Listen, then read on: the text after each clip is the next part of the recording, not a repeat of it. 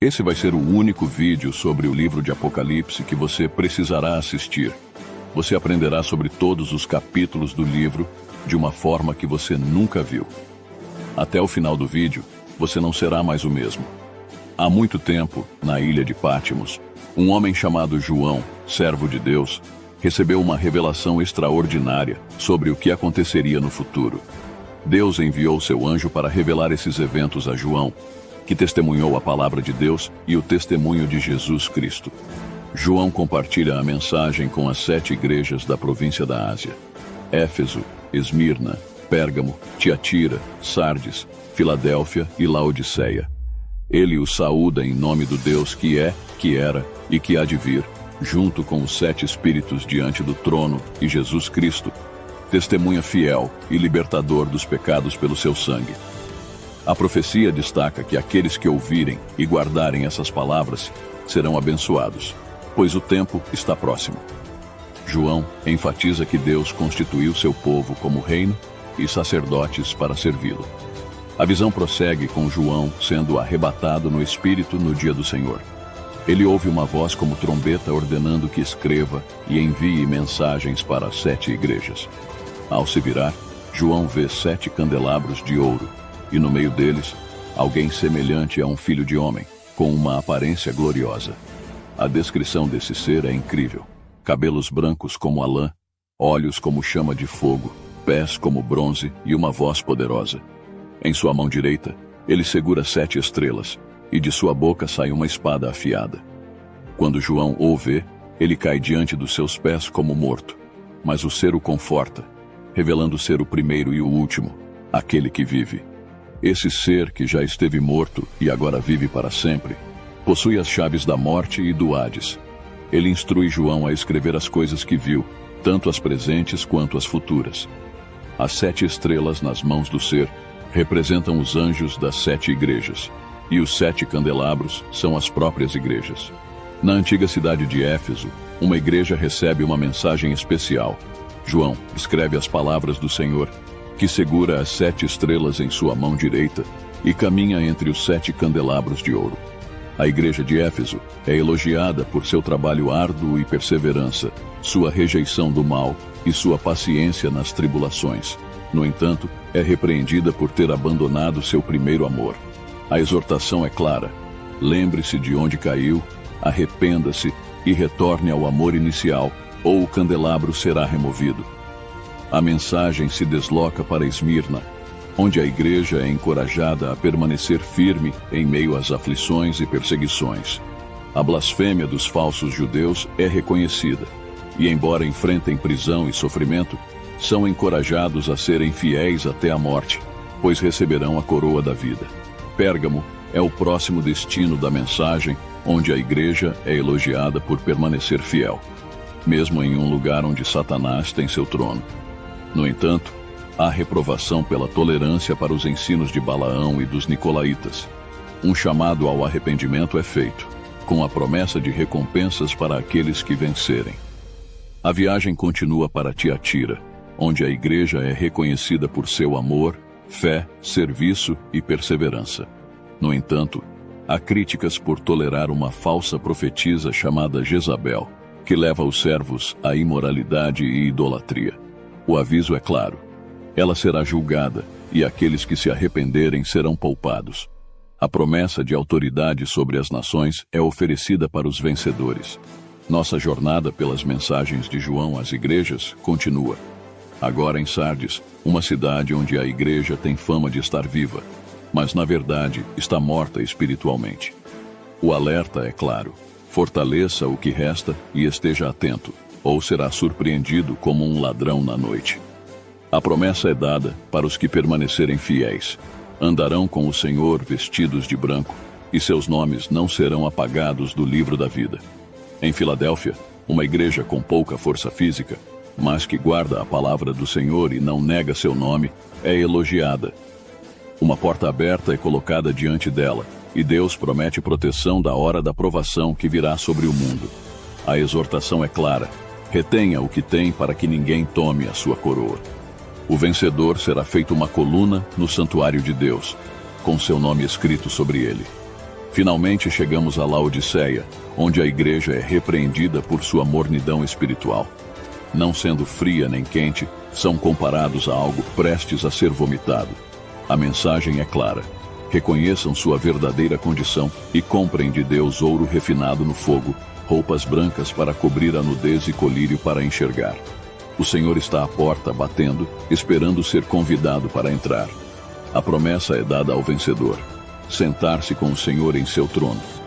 Essas mensagens revelam a importância da vigilância espiritual, da fidelidade e do arrependimento.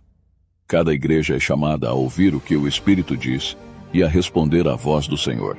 Enquanto João contemplava as mensagens para as igrejas, uma experiência extraordinária aguardava. Ele testemunhou uma porta aberta no céu, e uma voz como trombeta o convidou a subir e ver o que aconteceria futuramente. Imediatamente, João foi envolvido pelo Espírito e viu um trono no céu, onde alguém estava assentado. A figura no trono era gloriosa, semelhante a jaspe e sardônio, cercada por um arco-íris esmeralda. Ao redor do trono, 24 anciãos vestidos de branco, com coroas de ouro, estavam assentados em outros 24 tronos. Relâmpagos, vozes e trovões emanavam do trono, enquanto 7 lâmpadas de fogo, representando os 7 Espíritos de Deus, ardiam diante dele. Um mar de vidro, claro como cristal, estava à frente do trono. No centro, 4 seres viventes, cheios de olhos, adoravam incessantemente proclamando a santidade do Senhor. Cada ser vivo tinha uma forma única: um leão, um boi, um ser com rosto humano e uma águia em voo. Com 6 asas e muitos olhos, eles louvavam continuamente dizendo: Santo, Santo, Santo é o Senhor, o Deus Todo-Poderoso, que era, que é e que há de vir. A adoração dos seres viventes desencadeava a reverência dos 24 anciãos, que se prostravam diante do trono, lançando suas coroas e declarando a grandeza do Senhor como o Criador de todas as coisas. Essa visão celeste revela a majestade divina e a constante adoração que ocorre na presença de Deus. João foi levado a testemunhar a grandiosidade do Senhor e a proclamar sua dignidade como Criador e governante eterno. João, ainda maravilhado pela visão celestial, viu na mão direita daquele que estava assentado no trono um livro em forma de rolo, selado com 7 selos, que continha o destino futuro da humanidade. Um anjo poderoso desafiou os habitantes do céu, da terra e debaixo da terra, perguntando quem seria digno de abrir o livro e romper os selos. No entanto, ninguém se apresentou, e João, sentindo a gravidade da situação, chorava por não haver ninguém capaz de revelar o conteúdo do livro. Um dos anciãos consolou João, anunciando que o leão da tribo de Judá, a raiz de Davi, havia triunfado e era digno de abrir o livro. Para surpresa de João, viu um cordeiro de pé no centro do trono, com 7 chifres e 7 olhos, simbolizando os 7 Espíritos de Deus enviados à terra. O cordeiro, que parecia ter estado morto, recebeu o livro da mão direita daquele que estava assentado no trono. Em um gesto de adoração, os 4 seres viventes e os 24 anciãos se prostraram diante do cordeiro, segurando harpas e taças de ouro cheias de incenso, simbolizando as orações dos santos. Um cântico de louvor encheu o ambiente, reconhecendo a redenção pelo sangue do cordeiro e proclamando que ele comprou para Deus pessoas de todas as tribos, línguas, povos e nações, constituindo-as como reino e sacerdotes. A visão se ampliou com a participação de anjos que circundavam o trono, os seres viventes e os anciãos entoando um coro de adoração ao Cordeiro. Todas as criaturas nos céus, na terra, debaixo da terra e no mar juntaram-se ao cântico, reconhecendo a grandiosidade daquele que está assentado no trono e do Cordeiro, atribuindo-lhes louvor, honra, glória e poder para todo o sempre. Os 4 seres viventes confirmaram com um amém, e os anciãos prostraram-se em adoração. Após a adoração ao Cordeiro, João testemunhou a abertura dos selos que continham eventos significativos para o futuro. Cada selo revelava uma parte do plano divino. No abrir do primeiro selo, um cavalo branco surgiu, e seu cavaleiro, coroado e empunhando um arco, representava a vitória. Era o início de um ciclo de eventos determinados a trazer triunfo. O segundo selo trouxe um cavalo vermelho, com um cavaleiro que recebeu poder para tirar a paz da terra, incitando conflitos e guerras. Ao abrir o terceiro selo, um cavalo preto apareceu, simbolizando escassez e carestia. O cavaleiro segurava uma balança, indicando a medida rigorosa de alimentos e a necessidade de cuidado com os recursos. O quarto selo revelou um cavalo amarelo, com o cavaleiro chamado Morte, seguido de perto pelo Hades. Receberam poder sobre uma parte da terra para provocar mortes por diversas formas, como espada, fome, pragas e animais selvagens. Ao abrir o quinto selo, João viu as almas daqueles que foram mortos por causa da palavra de Deus. Clamavam por justiça, e cada um recebeu uma veste branca, sendo instruídos a esperar até que se completasse o número dos que deveriam ser martirizados. O sexto selo trouxe um cataclismo cósmico com um grande terremoto, o escurecimento do sol e a lua tornando-se vermelha. Estrelas caíram do céu, e o céu se recolheu como um pergaminho. Diante desses eventos assustadores, as pessoas, desde reis até escravos, buscaram refúgio nas cavernas, temendo a ira divina.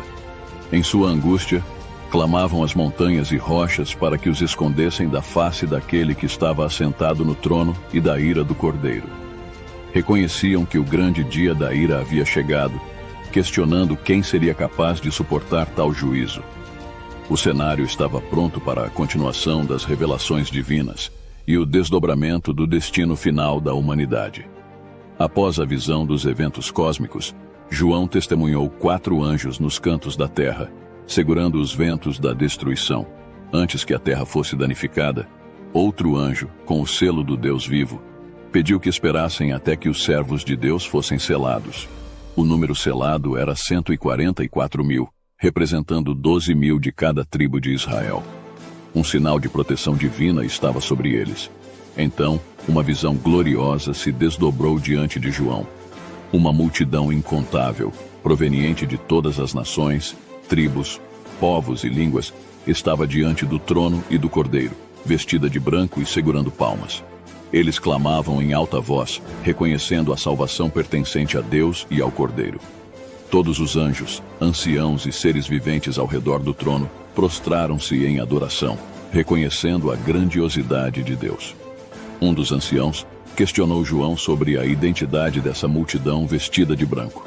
A resposta veio: eram aqueles que passaram pela grande tribulação, purificando suas vestes no sangue do Cordeiro. Agora, estavam diante do trono, servindo a Deus continuamente. O Cordeiro no centro do trono seria o pastor que os guiará a fontes de água viva, e Deus enxugará todas as lágrimas de seus olhos. E assim, a visão profética de João revelou a promessa de paz e consolo para aqueles que permaneceram fiéis, apesar das adversidades. Com a abertura do 7º selo, uma pausa solene encheu os céus por cerca de meia hora. Diante de Deus, 7 anjos com trombetas aguardavam para proclamar eventos celestiais. Um anjo com um incensário de ouro ofereceu incenso, simbolizando as orações dos santos. Lançando-o à terra, ocorreu um cenário de trovões, vozes, relâmpagos e terremoto. Os 7 anjos se prepararam para tocar suas trombetas. O primeiro anunciou granizo, fogo e sangue, queimando 1/3 da terra, árvores e vegetação. O segundo trouxe um grande monte em chamas ao mar, transformando 1/3 das águas em sangue, resultando em morte marinha e destruição de embarcações. O terceiro introduziu uma estrela amarga chamada Absinto, envenenando 1/3 das águas e causando mortes. O quarto escureceu 1/3 do sol, lua e estrelas, obscurecendo o dia e a noite. Enquanto esses eventos se desenrolavam, uma águia no céu clamava "Ai, ai, ai" para os habitantes da terra, antecipando os desafios trazidos pelas trombetas restantes. Assim, os selos foram abertos, revelando consequências significativas e preparando o caminho para os próximos juízos divinos sobre a humanidade. Com a ressonância da 5ª trombeta, uma estrela caía do céu com a chave do abismo, liberando uma fumaça espessa que escurecia o sol e o céu. Da fumaça, gafanhotos com poder de escorpiões surgiam, atormentando aqueles sem o selo de Deus por 5 meses, causando uma agonia inimaginável. Os gafanhotos, com aparência singular, não causavam dano à natureza, mas infligiam tormento humano. Equipados como guerreiros, liderados por Abaddon, o anjo do abismo, lançavam terror sobre a terra. Então, a sexta trombeta soou, desencadeando 4 anjos do rio Eufrates. Com um exército colossal de 200 milhões, cavalos com couraças de fogo, jacinto e enxofre devastaram 1/3 da humanidade. O fogo, a fumaça e o enxofre que saíam de suas bocas eliminaram inúmeras vidas. Surpreendentemente, mesmo diante dessas calamidades, a humanidade persistia em seus caminhos pecaminosos, recusando-se a se arrepender de seus males, idolatria, feitiçaria e imoralidades. A trajetória da Terra estava repleta de sofrimento, mas o coração humano permanecia endurecido. Assim, a narrativa dos selos e trombetas continuava, revelando um mundo em constante confronto entre as forças divinas e a resistência obstinada da humanidade às advertências celestiais. Após as calamidades desencadeadas pelas trombetas, um anjo poderoso desceu dos céus, envolto numa nuvem com um arco-íris acima de sua cabeça, irradiando luz e majestade. Ele segurava um livrinho aberto, com um pé sobre o mar e outro sobre a terra. Ao dar um brado semelhante ao rugido de um leão, 7 trovões falaram, revelando mistérios celestiais. No entanto, uma voz ordenou que os segredos fossem selados e não escritos. O anjo, erguendo a mão direita para o céu, jurou pela criação divina que não haveria mais demora. Nos dias do 7º anjo, o mistério de Deus seria cumprido, conforme revelado para os profetas. Então, a voz celestial instruiu João a pegar o livro aberto das mãos do anjo.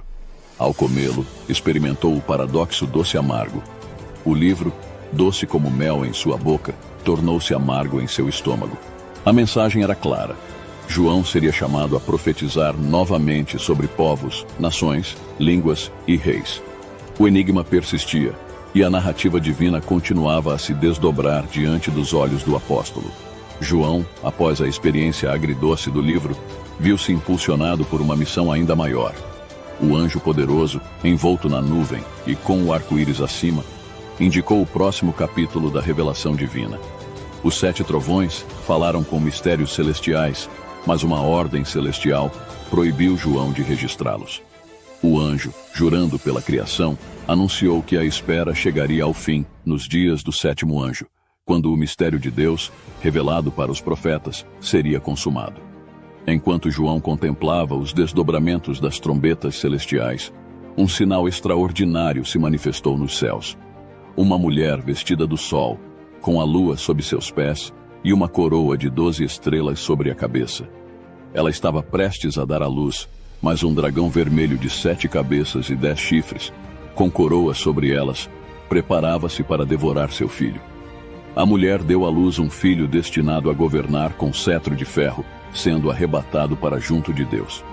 A mulher, em fuga, refugiou-se no deserto, preparado por Deus, onde seria sustentada por 1260 dias. Nos céus, uma guerra se desencadeou entre Miguel e seus anjos e o dragão e seus seguidores. O dragão, identificado como o diabo ou Satanás, foi derrotado e lançado à terra. Uma voz dos céus proclamou a vitória, destacando que a salvação, o poder e o reino de Deus haviam chegado.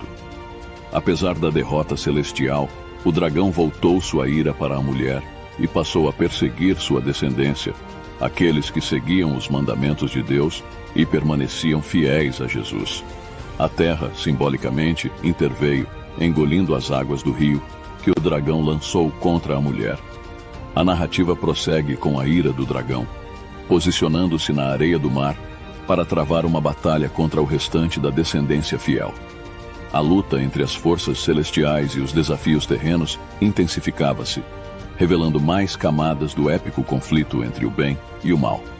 Enquanto os eventos celestiais se desenrolavam, João testemunhou a ascensão de uma besta do mar, portadora de 10 chifres e 7 cabeças adornadas com coroas blasfemas.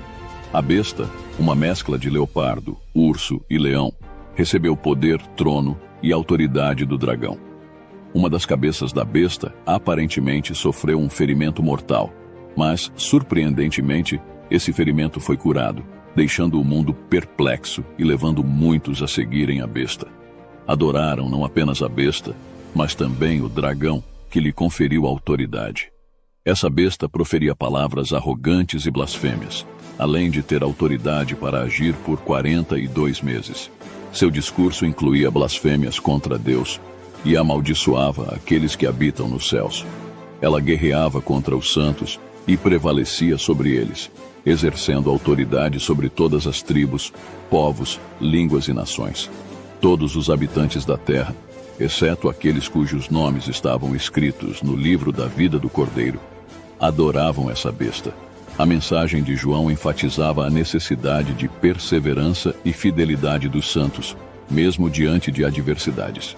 Além disso, uma segunda besta surgiu da terra, com aparência de cordeiro, mas falando como dragão.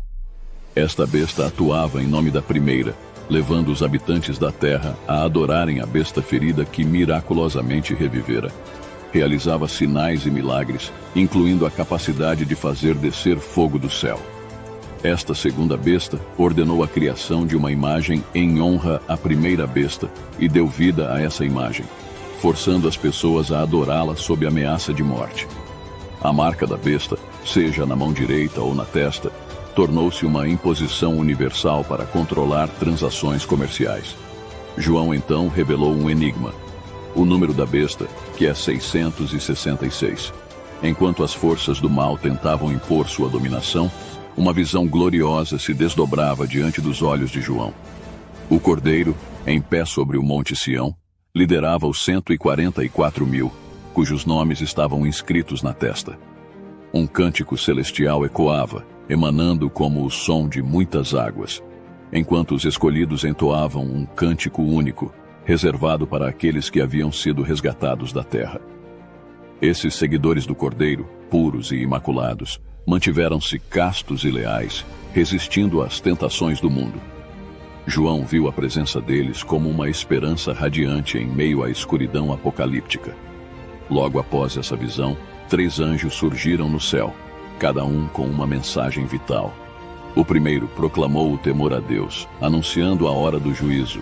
O segundo anunciou a queda da grande Babilônia, a entidade corrompida que seduzira as nações. O terceiro advertiu sobre as terríveis consequências para aqueles que adorassem a besta e aceitassem sua marca. A voz celestial ecoava, incentivando a perseverança dos santos que permaneciam fiéis aos mandamentos de Deus e a Jesus. Então, uma nova visão se manifestou. Um ser semelhante a um filho de homem, coroado e segurando uma foice afiada, estava pronto para a colheita. Um anjo, saindo do santuário celestial, instruiu-o a colher a terra madura. Uma segunda foice foi trazida para colher as uvas da videira da terra, simbolizando o juízo final. O cenário épico culminou na cena impressionante do lagar da ira de Deus, onde as uvas foram esmagadas, resultando em uma corrente de sangue que se estendeu por uma distância surpreendente. Enquanto a narrativa apocalíptica se desdobrava, João testemunhou outro sinal nos céus: 7 anjos, portadores das últimas pragas que completariam a ira de Deus. Diante de um cenário impressionante, um mar de vidro misturado com fogo, os vencedores sobre a besta, sua imagem e o número do seu nome, estavam de pé. Seguravam harpas divinamente concedidas e entoavam cânticos de louvor. O cântico reverberava a grandiosidade das obras de Deus e sua justiça inquestionável. Os redimidos proclamavam a santidade do Senhor, antevendo um tempo em que todas as nações se curvariam diante dele. Então, uma visão celestial revelou a abertura do santuário nos céus, o tabernáculo da aliança. Vestidos em linho puro e resplandecente, os 7 anjos portadores das pragas receberam taças de ouro, simbolizando a ira de Deus. Um dos 4 seres viventes entregou essas taças para os anjos, enquanto o santuário se enchia da fumaça da glória de Deus. Um tempo de espera permeou o cenário celestial, indicando que ninguém poderia entrar no santuário, até que as 7 pragas fossem totalmente derramadas. A tensão aumentava, preparando-se para o clímax final, quando a ira divina se manifestaria em sua plenitude sobre a terra. O destino do mundo estava suspenso entre a justiça de Deus e a resposta humana diante das últimas provações. Com as 7 taças da ira de Deus em mãos, os 7 anjos preparavam-se para derramar juízos sobre a terra. O primeiro anjo despejou sua taça, e feridas malignas afligiram aqueles que tinham a marca da besta. A dor era intensa para os adoradores da imagem. O segundo anjo, com sua taça, transformou o mar em sangue, ceifando toda a vida marinha. Os rios e fontes também foram atingidos, tornando-se sangue diante da justiça divina. Uma voz celestial proclamou a justiça de Deus, retribuindo a humanidade conforme suas ações. A terceira taça trouxe o ardor do sol sobre os homens que, mesmo atormentados, recusaram-se a se arrepender. O quarto anjo despejou sua taça, concedendo ao sol poder para queimar os homens com fogo, mas, em sua obstinação, blasfemaram contra Deus. A quinta taça mergulhou o reino da besta em trevas, trazendo sofrimento e maldições. No entanto, a humanidade, em seu tormento, persistiu em blasfemar contra Deus. A sexta taça secou o rio Eufrates, preparando o caminho para os reis orientais. 3 espíritos imundos, semelhantes a rãs, saíram da boca do dragão, da besta e do falso profeta, realizando sinais para reunir os reis para a batalha em Armagedon. Neste momento crucial, uma advertência ressoou. Eis que venho como ladrão, feliz aquele que permanece vigilante. Os reis foram reunidos para o grande dia do Deus Todo-Poderoso.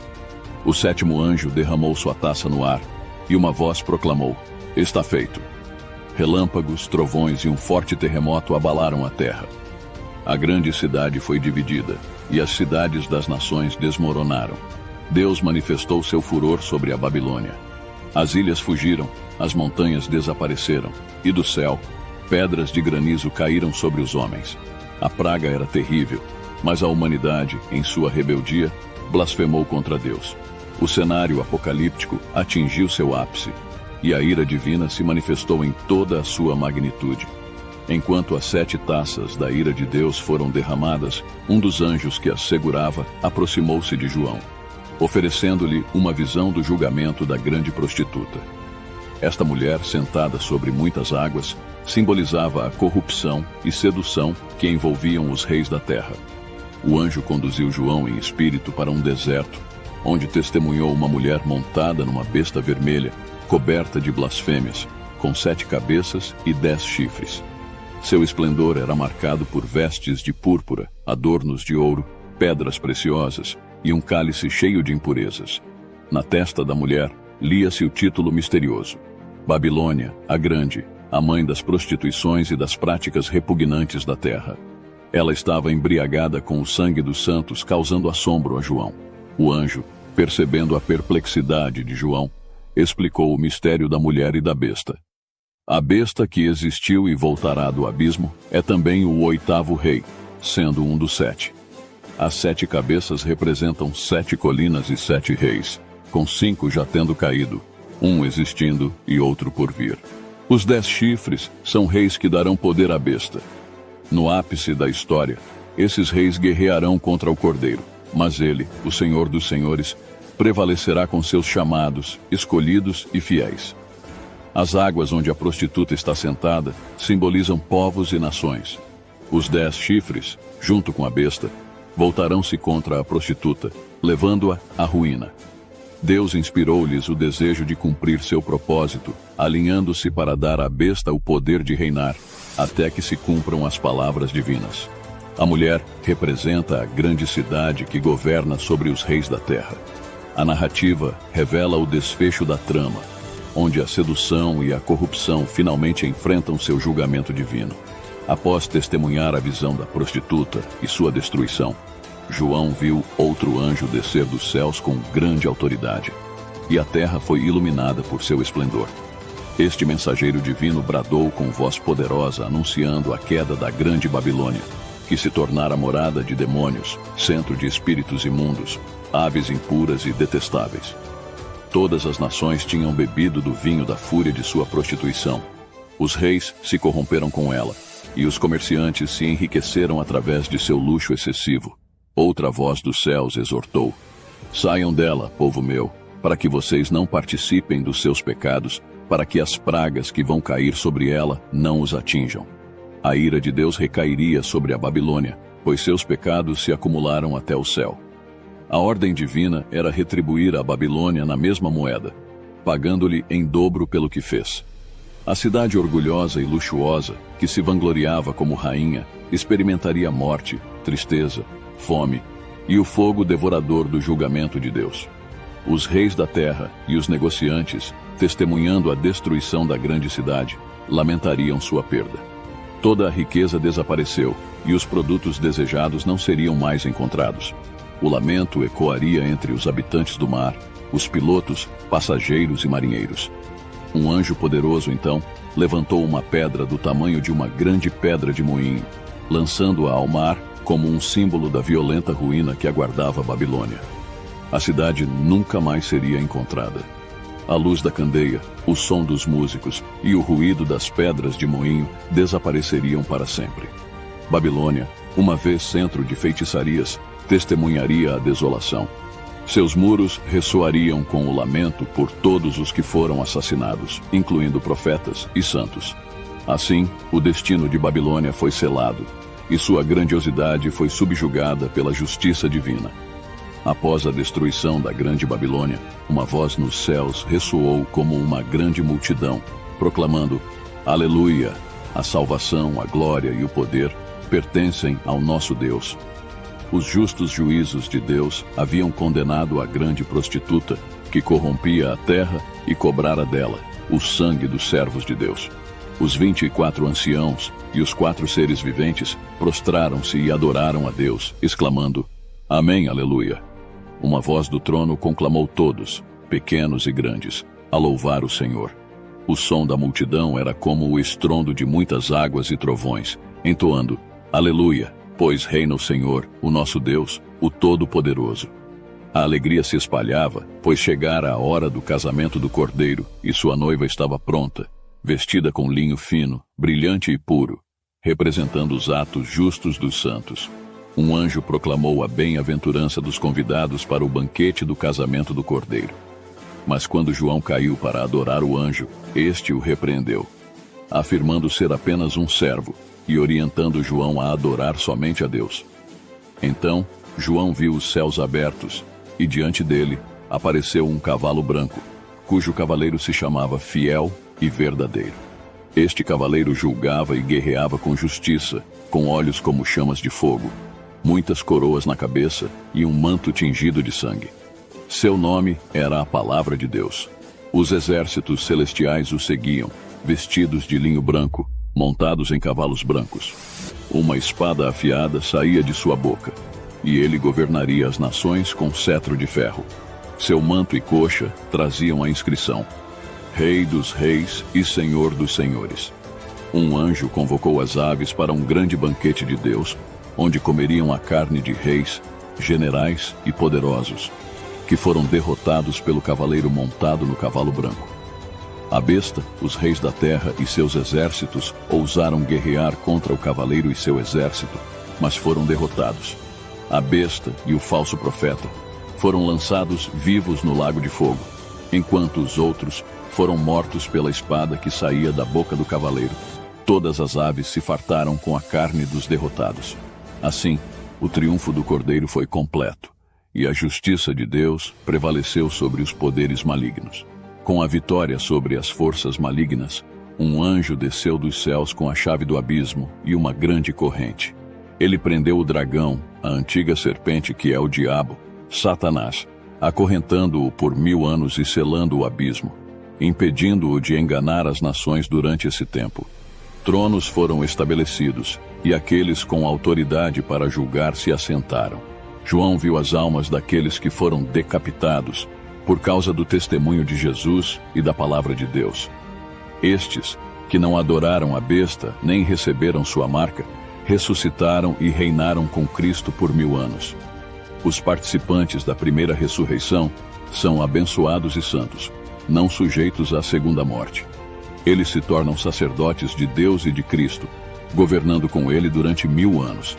Ao término desse período, Satanás é solto da prisão e engana nações para a batalha, Gog e Magog. As nações cercam o acampamento dos santos, mas um fogo divino desce e as consome.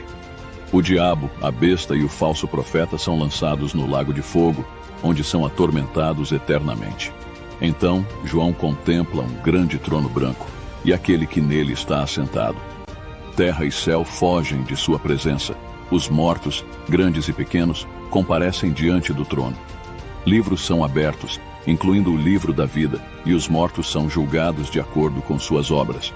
O mar, a morte e o Hades entregam os mortos, e todos são julgados. A morte e o Hades são lançados no lago de fogo, a segunda morte. Aqueles cujos nomes não estão no livro da vida são também lançados no lago de fogo. Com isso, encerra-se o grande julgamento final, e uma nova era se inicia. A justiça de Deus prevalece, e uma nova criação se revela, livre do mal e da morte. O triunfo definitivo do Cordeiro é celebrado na eternidade. Ao presenciar o glorioso desfecho da batalha final, João viu um novo cenário se desdobrar diante dele. Os céus e a terra antigos desapareceram, dando lugar a novos céus e nova terra, onde o mar já não existia. Em meio a essa nova criação, João contemplou a majestosa cidade santa, a Nova Jerusalém, descendo dos céus como uma noiva adornada para seu marido. Uma voz poderosa ecoou, proclamando que o tabernáculo de Deus estava agora com os homens, prometendo que ele viveria com eles, enxugando toda lágrima e eliminando morte, tristeza, choro e dor. O próprio Deus, assentado no trono, declarou: "Estou fazendo novas todas as coisas." O convite para beber gratuitamente da fonte da água da vida foi estendido a quem tivesse sede. A promessa de herdar todas as coisas e ser reconhecido como filho de Deus foi feita para os vencedores. No entanto, uma advertência severa acompanhou essa promessa. Aqueles que se entregaram à covardia, incredulidade, imoralidade, feitiçaria, idolatria e mentira enfrentariam a segunda morte no lago de fogo. Um dos anjos que havia participado dos eventos anteriores aproximou-se de João, oferecendo mostrar-lhe a noiva, a esposa do Cordeiro. Em uma visão transcendental, João foi levado a um grande e alto monte, onde vislumbrou a Nova Jerusalém. A cidade resplandecia com a glória de Deus, com uma beleza comparável a jaspe, clara como cristal. Seu magnífico muro tinha 12 portas, cada uma representando uma das tribos de Israel, e 12 fundamentos, adornados com pedras preciosas, simbolizando os apóstolos do Cordeiro. O anjo, utilizando uma vara de ouro, mediu a cidade, revelando dimensões extraordinárias de 2.200 quilômetros em comprimento, largura e altura iguais. A rua principal era de ouro puro, transparente como vidro, e as portas eram pérolas únicas. Não havia templo na cidade, pois o próprio Deus e o Cordeiro eram o seu templo. A luz divina iluminava tudo, eliminando a necessidade de sol ou lua. As nações caminhariam em sua luz e os reis da terra trariam sua glória. As portas nunca se fechariam, pois não haveria noite, e nada impuro entraria, apenas aqueles cujos nomes estivessem no livro da vida do Cordeiro. Assim, a visão de João culminou na contemplação da Nova Jerusalém, uma morada eterna onde a luz da presença divina brilhava incessantemente sobre um povo purificado e redimido. Ao prosseguir na visão, o anjo guiou João para contemplar o rio da água da vida, que fluía cristalino do trono de Deus e do Cordeiro no meio da rua principal da cidade celestial. Às margens desse rio, crescia a árvore da vida, frutificando 12 vezes por ano, com folhas destinadas à cura das nações. Uma transformação notável ocorreu na Nova Jerusalém. Não existia mais maldição, pois o trono de Deus e do Cordeiro estava firmemente estabelecido. Os servos de Deus o adoravam, contemplando sua face, e seu nome estava gravado em suas testas. Não havia noite na cidade celestial, pois a luz divina iluminava tudo, e os habitantes reinariam para todo sempre. O anjo reforçou a veracidade e confiabilidade dessas visões, afirmando que Deus enviou seu mensageiro para revelar para seus servos as coisas que em breve aconteceriam. Um aviso solene ressoou: "Eis que venho em breve. Feliz é aquele que guarda as palavras da profecia deste livro. João, impactado por essas revelações, caiu diante dos pés do anjo, pronto para adorá-lo. No entanto, o anjo insistiu que João adorasse a Deus, pois era apenas um servo. Em seguida, o anjo enfatizou que o tempo estava próximo e que as palavras da profecia não deveriam ser seladas. A mensagem divina prosseguiu com a promessa da vinda iminente de Jesus. Ele se identificou como o Alfa e o Ômega, o primeiro e o último, oferecendo recompensa a cada um conforme suas ações. A felicidade estava reservada para aqueles que lavassem suas vestes, tendo acesso à árvore da vida e à cidade celestial. No entanto, do lado de fora da cidade ficariam os impuros, os feiticeiros, os imorais, os assassinos, os idólatras e os mentirosos. Jesus, a raiz e o descendente de Davi, conclamou todos a ouvirem e responderem ao convite. Vem! O Espírito e a noiva ecoaram o chamado, convidando todos os sedentos a beberem gratuitamente da água da vida. Jesus assegurou a autenticidade da profecia, alertando contra acréscimos ou subtrações do livro. Ele encerrou com a promessa: sim, venho em breve. Amém. Vem, Senhor Jesus. E assim, a visão de João culminou com a promessa da vinda gloriosa de Jesus, envolvida pela graça que ele desejava conceder a todos. O anseio pela chegada do Senhor ecoou como um hino de esperança, encerrando a revelação divina. Assim termina o livro de Apocalipse. Agora eu te pergunto, você quer viver na glória com Jesus ou quer ser condenado com a besta no inferno? Arrependa-se de seus pecados, recebe Jesus como seu Senhor e Salvador, para que você possa alcançar a coroa da vida e viver no novo céu e nova terra. Deus abençoe, curta o vídeo e se inscreva no canal.